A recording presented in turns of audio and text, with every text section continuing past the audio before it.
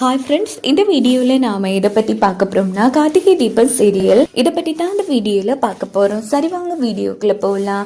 இந்த ஒரு ப்ரோமோ எப்படி ஸ்டார்ட் ஆகுதுன்னா, நம்ம தீபா கார்த்திக்காக சமையலுக்கு முருங்கைக்காய் ஐட்டமாக வாங்கிட்டு வந்திருப்பாங்க. ஸோ அன்னைக்கு ஈவினிங் கார்த்தி ரம்யாவோட ஃபேக்ட்ரிக்கு போயிட்டு நேராக வேலை முடிச்சு வீட்டுக்கு வராங்க. இவன் வீட்டுக்கு சாதாரணமாக வரதை பார்த்தா எல்லா வேலையும் சூப்பராக பண்ணிட்டு வரா போயிருக்கேங்கிற மாதிரி ஐஸ்வர்யாவும் ரியாவும் யோசிச்சுட்டு இருக்காங்க. இன்னொரு பக்கம் தீபா என்னங்க புது ஃபேக்ட்ரி எப்படி இருந்துச்சு, சூப்பராக இன்ட்ரெஸ்டாக இருக்குது தீபா, சொல்லப்போனால் சுவாரஸ்யமாக இருக்க போகுது அப்படின்னதும் ஐஸ்வர்யாவும் ரியாவும் செம்ம டென்ஷன் ஆகுறாங்க. என்ன இது, எங்கே போனாலே எல்லா விஷயத்தையும் சாதாரணமாகவே எடுத்துக்கிறானேன்னு. சரிங்க, இங்கே பாருங்கள், நீங்கள் சரியாக சாப்பிட்டுக்கவே மாட்டீங்க, புது ஃபேக்ட்ரி வேறு, எனக்கு உங்கள் நிலைமை புரியுது, உங்களுக்காக நிறைய முருங்கைக்காய் எல்லா ஐட்டமும் பண்ணி வச்சுருக்க, சாப்பிட்றீங்களா அப்படின்னு கேட்டதும் கார்த்திக் சரின்னு சொல்கிறாங்க. அதுக்கப்புறமா அன்றைக்கி நைட்டு சூப்பராக சாப்பாடெல்லாம் ரெடி பண்ணி நம்ம கார்த்திக்காக பார்த்து பார்த்து பரிமாறிட்டு இருக்காங்க. தீபா கார்த்திக் சாப்பிட்டுட்டு இருக்காங்க. வாவ், சூப்பராக இருக்குங்க, இனி அடிக்கடி முருங்கைக்காயை சமைச்சு கொடுங்க சரியா அப்படின்னு கேட்டதும்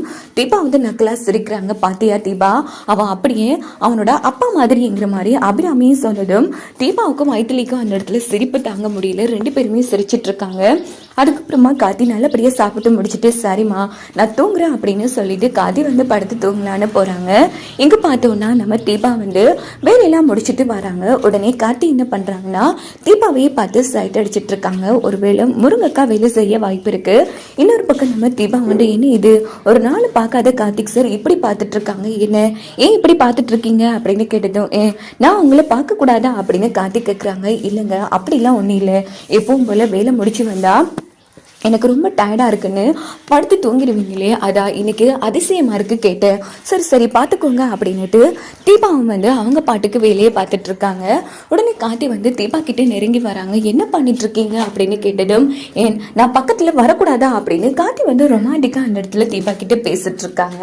அப்படின்னு பார்த்து அதே வழியா நம்ம ஐஸ்வர்யா ரியாவும் வராங்க. என்ன இது, இவங்க தூங்காம என்ன பண்ணிட்டு இருக்காங்க, தூக்கமே வருது இல்லைங்க, உங்களை பார்த்துட்டே இருக்கணும் போல இருக்கேங்கிற மாதிரி காட்டி ரொமான்டிக்காக பேசிட்டு இருக்காங்க. பாத்தியா எவ்வளவு பெரிய பிரச்சனைகள் போகுது, கொஞ்சம் கூட மனசுல கவலையே இல்லாம அவன் பொன்னாட்டி கூட எப்படி ரொமான்ஸ் பண்ணிட்டு இருக்கான்னு.